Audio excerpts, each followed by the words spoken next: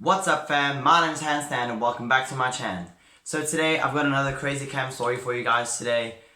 This one is based in Sugarbay as opposed to my camp in America because I thought it would be cool to tell you guys stories from Sugarbay as well because I've worked there for a while. So for those of you who have been to Sugarbay, you guys know that there's cabins with different names there, and I'm going to be talking about specifically Shadowland, Clownfish and Froggy Pond. So the one time I was staying in Froggy Pond, which is on the right boardwalk if you know what I'm talking about, and it was in the middle of the night, around maybe 11:30, close to midnight. I don't think it was midnight yet. And one of my kids, he was about 11 or 12 years old, woke up and started to like talk in his sleep. I just gone to bed at around 11, so I was still pretty much awake at that time. And I was confused. He was just saying like random words. He sat up straight in his bed and he started saying random words. I'm like, okay, this is, maybe he just talks in his sleep. And then that was fine. I kind of ignored it. I kind of got a fright in the beginning because he was talking pretty loudly, but then I'm like, okay, he talks in his sleep and that's okay. And then he lay back down again. The next morning, I asked him if he was okay and if he had any weird dreams or nightmares or whatever last night. And he said no, he said everything was fine. I told him he was talking in his sleep and he was really confused about that. He says, I've never spoken in my sleep before, that's kind of weird. Well, not that he knows of. And I said, okay, well, maybe it is, he hadn't been to camp before, so it was his first time. So, maybe it's just a new experience kind of thing. So I ignored it. Then about a day or two later, we went back after lunchtime. We have a thing called siesta, which is like a rest hour.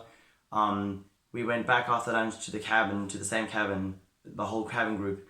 And the cabins are locked throughout the day, for security reasons and stuff. And the keys are locked up in like a room.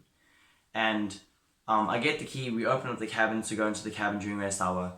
And there we find one of the shelves where we put like our shoes and clothes and stuff, like a cupboard kind of thing, was moved to like almost the middle of the cabin sideways, and some of the stuff, well, a couple of things were tipped out. And it's a pretty big shelf. They're relatively heavy, so it's kind of weird that it was just in the middle, like, of the cabin. And then that wasn't the freaky part, really. It was freaky, but that wasn't the freaky part. The freaky part was just above where the cupboard was. You looked up, and it's as if someone took charcoal almost, because it was written in black. So I don't know if it was charcoal or if it was a black marker, but it didn't really look like a marker. It looked more like chalk or that kind of effect. And it said Danny on the wall, on the roof, just above, well, near to where this boy was sleeping. It was above his bed. And it said Danny. And we do inspections after breakfast, and I did inspections that day, and there was nothing on the wall. I can promise you now, no one wrote Danny on the wall, on the roof. And during the rest hour, there was written Danny on top of the roof. I'm not sure if it's still there. I haven't been to that cabin ever since. I request not to be in that one. But if any of you guys have been to Froggy Pond recently, please let me know if the word Danny is on the roof of that cabin. Also, in Shadowland, kind of a similar experience but without the words.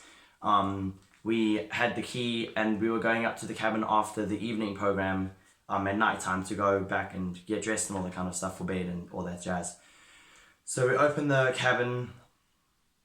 Well, we try and open the cabin and the door wouldn't open. So I'm like, okay, well, that's weird. It's obviously the right key because there's only one key for it.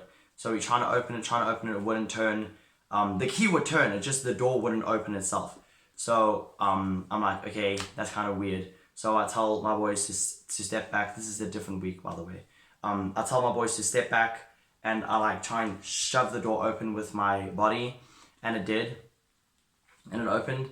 And there was some, I don't want to say water because I don't know if it was water. It was some liquidy substance thing. It was like a jelly, kind of sort of gooey-ish, I don't know how to describe it, substance on the ground, on the floor in the cabin. Not a lot, it was maybe a puddle like that big. It was really weird texture. I felt it. I don't know why I would touch it, but I felt it. And it was really, really weird. and again, no one had access to the cabins. I'm not saying that any of these are like encounters of ghosts and stuff. I'm just saying that these are just weird encounters that I've had at cabin. There's one more story that I'll tell you guys in the future. A lot of you guys may know the story already because I've told a lot of my people, and the story is quite popular. But it's the story of a little ghost, or whatever you want to call it, named Max. But that is for another day, and I'm so glad you guys are asking for more of these videos because I really love making them, and they're really cool to tell. So also my merch is dropping out on Saturday the 25th of January 2020. I've got caps so far. Those will be being sold really soon. These are just one of the caps. I've got 2 designs for caps, and then there'll be 5 shirts coming out. I'm super excited for those, so look out for those. And my TikTok is growing literally daily. It's so exciting. So thank you guys so much for your support on TikTok. The link will be in the description as well. And thank you guys so much for your support. You guys mean so much to me. And stay lit, stay amazing, and never give up, fam. I will see you in my next video, which is coming soon, I promise. Bye, guys.